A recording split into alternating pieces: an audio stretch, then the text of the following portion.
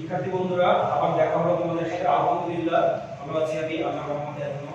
আশা করি তোমরাও ভালো আছো। আজকে আমি নবম দশম শ্রেণীর রসায়ন বিষয় থেকে চতুর্থ অধ্যায়ের পর্যায় সারণী থেকে একটি টপিক নিয়ে আলোচনা করব। টপিকটি হচ্ছে ইলেকট্রন বিন্যাসের মাধ্যমে পর্যায় সারণীতে মৌলের অবস্থান। এই অবস্থান বলতে মৌলটি কোন পর্যায়ে এবং কোন গ্রুপে আছে সেটা আমরা নির্ণয় করে দেখাবো। ইলেকট্রন বিন্যাসের মাধ্যমে পর্যায় সারণীতে মৌলের অবস্থান অর্থাৎ পর্যায় ও গ্রুপ নির্ণয় কিভাবে করতে হয় সেটা আমরা একটু দেখাবো। তো আমাদের পাঠ্য বইতে তোমরা যদি একটু পড়ে থাকো হয়তো দেখেছো তিনটি নিয়ম দেয়া আছে। এই পর্যায় বের করার জন্য একটি নিয়ম, গ্রুপ বের করার জন্য তিনটি নিয়ম আছে। সেই নিয়মগুলো ধরে ধরে আমরা একটু আলোচনা করব। পর্যায় বের করার নিয়ম।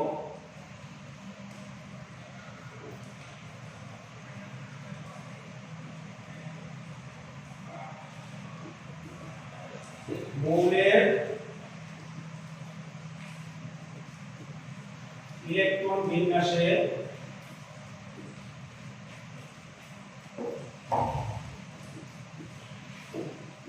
সর্বশেষ শক্তি স্তর, তারপরে সর্বশেষ যে শক্তি স্তরে ইলেকট্রন যাবে সেটাই হচ্ছে তার পর্যায় নাম। এটা খুব সহজ একটা বিষয়।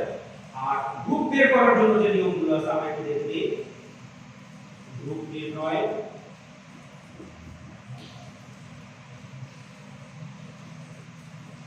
গ্রুপ নির্ণয়ের জন্য আমাদের কাছে তিনটি নিয়ম আছে। তিনটি নিয়ম গ্রুপ নির্ণয়ের জন্য আছে তিনটি নিয়ম। নিয়ম 1,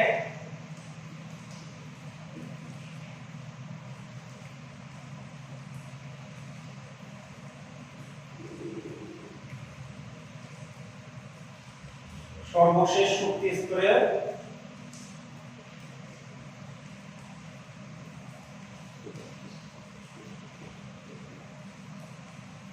s অরবিটাল ইলেকট্রন। তোমাদের অরবিটালের বিষয়ে অবশ্যই ধারণা আছে। তৃতীয় অধ্যায়ে তোমরা একটা ধারণা নিয়েছো মোটামুটি। সর্বশেষ শক্তি স্তরে যদি শুধু s অরবিটাল ইলেকট্রন থাকে সেই ইলেকট্রন সংখ্যাটাই তার গ্রুপ নাম্বার। নিয়ম 2,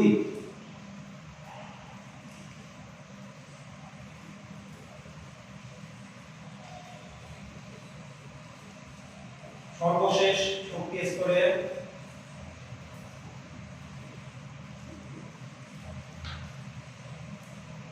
s ও p অরবিটাল ইলেকট্রন।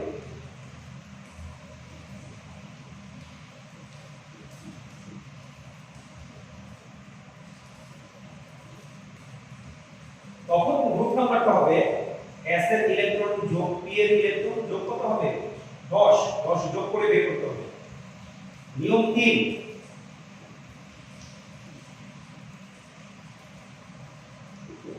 আমরা এগুলো একটু পরে উদাহরণের মাধ্যমে দেখব। ইলেকট্রন বিন্যাস করে করে এই নিয়মগুলো প্রয়োগ করে কিভাবে গ্রুপ নাম্বার বের করা যায় সেটা দেখব। নিয়ম 3,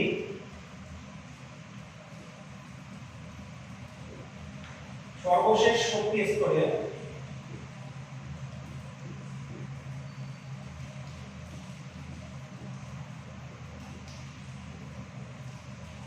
s অরবিটাল এবং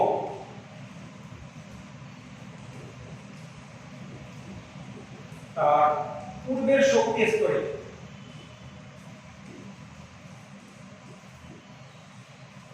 d অরবিটাল যদি থাকে তাহলে s প্লাস d এটাই হবে আমাদের গ্রুপ নাম্বার। আমরা নিয়মগুলো আবার একটু লক্ষ্য করে নেই। পর্যায় বের করার নিয়ম খুব সহজ। মৌলের ইলেকট্রন বিন্যাসের সর্বশেষ যে শক্তি স্তর পর্যন্ত ইলেকট্রন যাবে সেটাই হলো তার পর্যায় নাম্বার। আর গ্রুপ নির্ণয়ের তিনটি নিয়ম, যদি সর্বশেষ শক্তি স্তরে s অরবিটালে ইলেকট্রন প্রবেশ করে তাহলে সেখানে যে কটা ইলেকট্রন থাকবে সেটাই হলো তার গ্রুপ নাম্বার। সর্বশেষ শক্তি স্তরে s এবং p অরবিটালে ইলেকট্রন যদি প্রবেশ করে তাহলে সেই s এর ইলেকট্রন সংখ্যা p এর ইলেকট্রন সংখ্যা এবং সাথে 10 যোগ করে গ্রুপ নাম্বার নির্ণয় করতে হবে। 3 নম্বর নিয়ম কি, সর্বশেষ শক্তি স্তরে যদি s অরবিটাল থাকে ইলেকট্রন এবং তার পূর্বে যদি d অরবিটালে ইলেকট্রন থাকে তাহলে s এবং d যোগ করে তার গ্রুপ নাম্বারটা আমরা নির্ণয় করব। এখন আমরা এই নিয়মগুলো প্রয়োগ করে কিছু মৌলের ইলেকট্রন বিন্যাস করে পর্যায় সারণীতে তার অবস্থান নির্ণয়ের চেষ্টা করি। আমরা একটা ছকের মাধ্যমে করব এটা।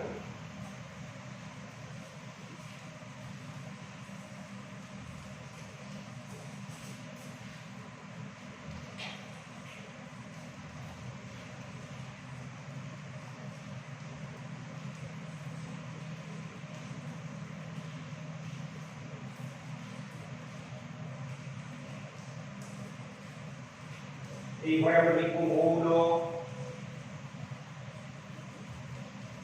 তারপরে ঘরে হবে আমাদের ইলেকট্রন বিন্যাস,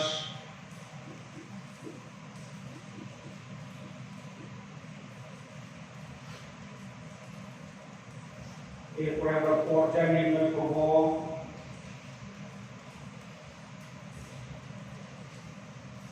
তারপরে গ্রুপ নির্ণয় করব, এবং এটা কোন নিয়মের মধ্যে পড়লো সেটাও আমরা একটু দেখব।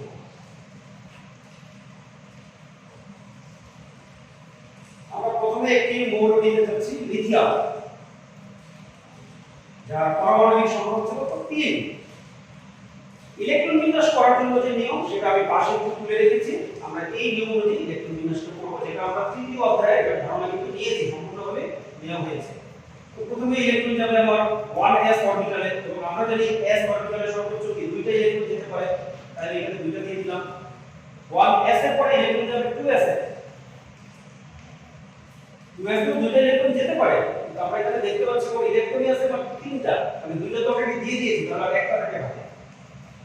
একটু লক্ষ্য করো, ওর ইলেকট্রন সর্বশেষ 2, তার মানে দ্বিতীয় শক্তি স্তর পর্যন্ত বিন্যস্ত, তাই তার পর্যায় নাম্বার হবে কত 2।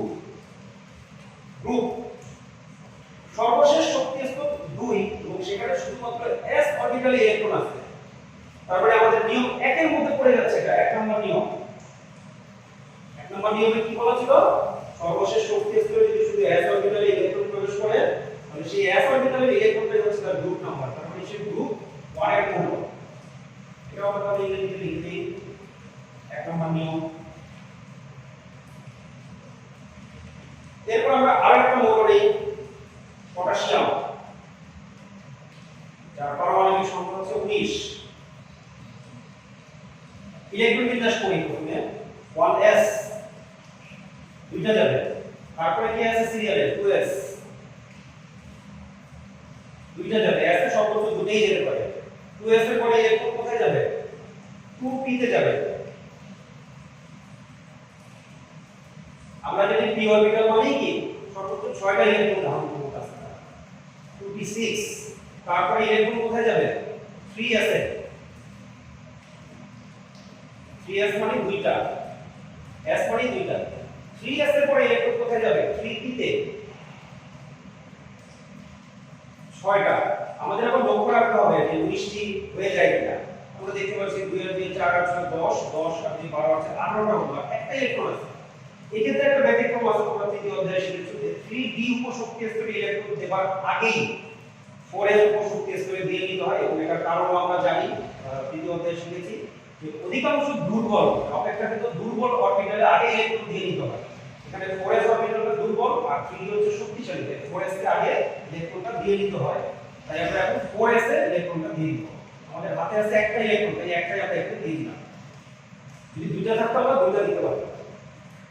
আমরা এখানে দেখতে পাচ্ছি সর্বশেষ শক্তি স্তর হচ্ছে 4, প্রধান শক্তি স্তর 4, তাই তার পর্যায় নম্বর হবে 4, এবং সর্বশেষ প্রধান শক্তি স্তরে দেখতে পাচ্ছি শুধু s অরবিটালে ইলেকট্রন আছে, তাই আমাদের এই s অরবিটালে ইলেকট্রনটাই হবে আমাদের গ্রুপ নাম্বার, কারণ এটা হচ্ছে গ্রুপ 1 এর মৌল, এবং এটাও কি নিয়ম 1 এর মধ্যেই পড়ে গেল। এবার আমরা আরেকটা মৌল নিব, সেটা হচ্ছে ফ্লোরিন, যার পারমাণবিক সংখ্যা হচ্ছে 9। আমরা যদি ওর ইলেকট্রন বিন্যাস করি 1s2, 2s2, 2p6 হয়, কিন্তু আমাদের ইলেকট্রন হচ্ছে মাত্র 9টা, অলরেডি 4টা আমরা দিয়ে দিয়েছি, তাই এখানে p তে কয়টা যাবে 5টা যাবে। এখানে যদি পর্যায় নাম্বার নির্ণয় করি তাহলে দেখো সর্বশেষ 2, প্রধান শক্তি স্তর হচ্ছে 2, এটাই হচ্ছে তার পর্যায় নাম্বার, মানে সে দ্বিতীয় পর্যায়ের মৌল। এবার গ্রুপ নির্ণয় করতে যে আমরা লক্ষ্য করি সর্বশেষ প্রধান শক্তি স্তর 2 তে s অরবিটালও ইলেকট্রন বিদ্যমান, p অরবিটালও ইলেকট্রন বিদ্যমান। তাহলে এই ক্ষেত্রে নিয়ম 2 নাম্বারটা প্রযোজ্য হবে কিন্তু s এর ইলেকট্রন 2টা, p এর ইলেকট্রন 5টা, তাহলে 2 5 তার সাথে আরো 10 যোগ করে গ্রুপ নাম্বার কত হবে? 17। এটা হচ্ছে 2 নম্বর নিয়ম। আবার লক্ষ্য করো, সর্বশেষ শক্তি স্তরে s অরবিটালও ইলেকট্রন বিদ্যমান, p অরবিটালও ইলেকট্রন বিদ্যমান। তাহলে s এবং p যোগ করে তার সাথে আরো 10 যোগ করে তারপরে কিন্তু আমাদের গ্রুপ নাম্বারটা নির্ণয় করতে হবে। আমরা এই নিয়মের আরেকটা করব, আর্গন। এই নিষ্ক্রিয় মূল 18 নম্বর মূল এবং তার পারমাণবিক সংখ্যা হচ্ছে কত? 18। 4 ইলেকট্রন বিন্যাস আমরা করে নেই।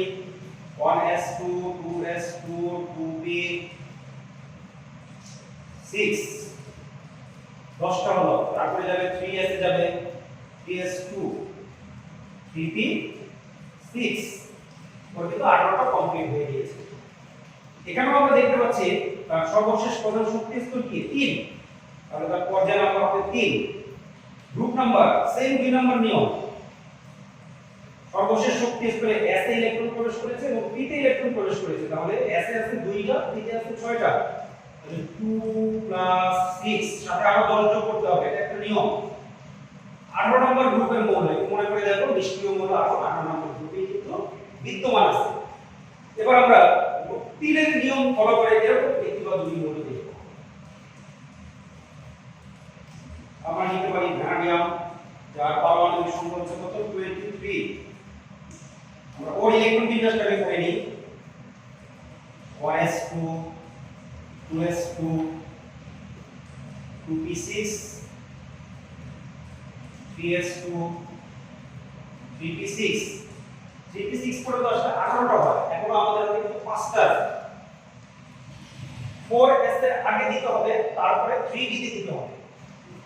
4s এ আমরা দুটো দিয়ে নেই, তাহলে কয়টা হলো? 20টা। তাহলে 3d তে যাবে কয়টা? 3টা। এই হলো আমাদের 23টা ইলেকট্রন বিন্যাস হয়ে গেছে। আমরা চাইলে 3d আগে লিখতে পারি, 4s পরে লিখতে পারি, দুইটাই রাইট। এটা কোনো ভুল নেই, যে কোনোটাই এখানে গ্রহণ করব। এভাবে লিখলে অনেকে ভুল করে কি, এখানে পর্যায় নাম্বার ভুলে লিখে দেয় 3, কিন্তু আসলে তো 3 হবে না, হবে কত? 4। কিভাবে 4 হবে? আমরা দেখতে পাচ্ছি তার সর্বশেষ ইলেকট্রন বিন্যস্ত চতুর্থ পর্যায় পর্যন্ত, চতুর্থ স্তর পর্যন্ত। তাহলে তার পর্যায় নাম্বার হচ্ছে যে 4। এবং আমরা যদি এটাকে সাজিয়ে লিখি তাহলে মনে হয় আরো ভালো হবে।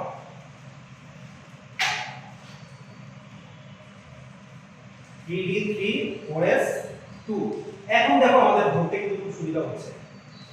সর্বশেষ চতুর্থ শক্তি স্তরে ইলেকট্রন বিদ্যমান, তাই তার পর্যায় নাম্বার হলো কত? 4।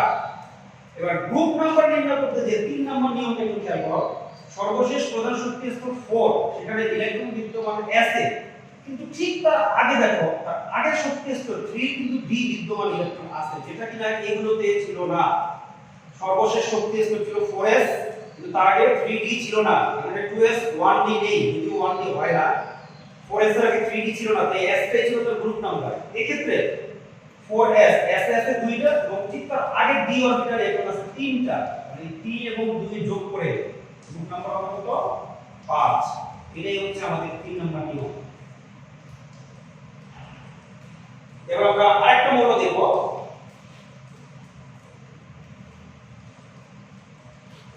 আয়রন, যার পারমাণবিক সংখ্যা হচ্ছে 26। 4 ইলেকট্রন বিন্যাস আমরা করে নেই। 1s2 2s2 2p6 3s2 3p6। আমরা 3d টা লিখে রাখি, ইলেকট্রন পরে দেব, কিন্তু আগে আমরা 4s ইলেকট্রন দিয়ে দিই দুইটা। এখন আমাদের হাতে 6টা ইলেকট্রন আছে, তাহলে আমরা এখানে 6টা দিতে পারবো। আমরা জানি d অরবিটালে সর্বোচ্চ 10টা পর্যন্ত ইলেকট্রন প্রবেশ করতে পারে, আমাদের এখানে 6টা। এই হচ্ছে আমাদের ইলেকট্রন বিন্যাস। আমরা বুঝতেই পারছি সর্বশেষ প্রধান শক্তি স্তর 4, তাই তার পর্যায় নাম্বার কত? 4। এবার 3 নাম্বার নিয়ম আবার আসছে, দেখো কিভাবে। সর্বশেষ প্রধান শক্তি স্তরে s অরবিটালে ইলেকট্রন আছে, কিন্তু তার পূর্বে d অরবিটালে ইলেকট্রন আছে। পূর্বের মধ্যে 4 এর পূর্বে 3, তাহলে s এর সাথে d যোগ হবে। 6 + 2 8, তাহলে 8 নম্বর গ্রুপের মধ্যে। এই হচ্ছে আমাদের তিনটি নিয়মে। আমরা আবার যদি দেখে এই নিয়মগুলো একটু রিভিউ করি, দেখো 1 নম্বর নিয়মে বলা ছিল সর্বশেষ শক্তি স্তরে শুধু যদি s অরবিটালে ইলেকট্রন থাকে তাহলে সেটাই তার গ্রুপ নাম্বার। একই নিয়ম, সর্বশেষ শক্তি স্তরে শুধুমাত্র s, তাই গ্রুপ নাম্বার। সর্বশেষ শক্তি স্তরে এখানে 2, সেই 2 এ দেখো s এবং p অরবিটালে ইলেকট্রন প্রবেশ করেছে, s এবং p যোগ করে তার সাথে আবার 10 যোগ করতে হবে, তাহলে হবে 17। সর্বশেষ শক্তি স্তর 3, s এ 2টা, p তে 6টা, 2 এবং 6 যোগ করে তার সাথে 10 যোগ করতে হবে, এগুলো হচ্ছে নিয়ম 2। 3 নম্বর নিয়ম একের সাথে অনেকটা মিলে যায়, একটু খেয়াল করতে হবে। এখানে সর্বশেষ শক্তি স্তরে s অরবিটাল কিন্তু তার আগে যদি d থাকে, যেমন এটা সর্বশেষ 4, এখানে যদি 3d থাকে, এটা যদি 5s হতো, এটা যদি 4d থাকতো, তাহলে সেই d এবং s যোগ করে 2 নম্বর হয়। এখানে কিন্তু আবার 10 যোগ করতে হবে না, এটাও দেখো সেই 3 নম্বর নিয়মের মধ্যে পড়ে গেছে। এভাবে তোমরা তোমাদের পাঠ্য বইতে দেখবে 30 পর্যন্ত, 1 থেকে 30 পর্যন্ত মূল্য বইতে ইলেকট্রন করে দেয়া আছে, এর মধ্যে কিছু কিছু গ্যাপ দেয়া আছে। এই বইতে সবগুলো করে দেয়া নেই, কিছু কিছু গ্যাপ দেয়া আছে, তোমরা এই নিয়মগুলো ফলো করে সেই গ্যাপগুলো পূরণ করার চেষ্টা করবে এবং এই নিয়মটা বাসায় প্র্যাকটিস করবে। এটা পারলে মানে প্রশ্ন উত্তর করা সহজ হয়ে যায়, পরবর্তীতে দেখতে পাবে এর সুবিধাটা পাওয়া যায়। আসলে তোমরা বাসায় প্র্যাকটিস করবে। সবাই ভালো থেকো।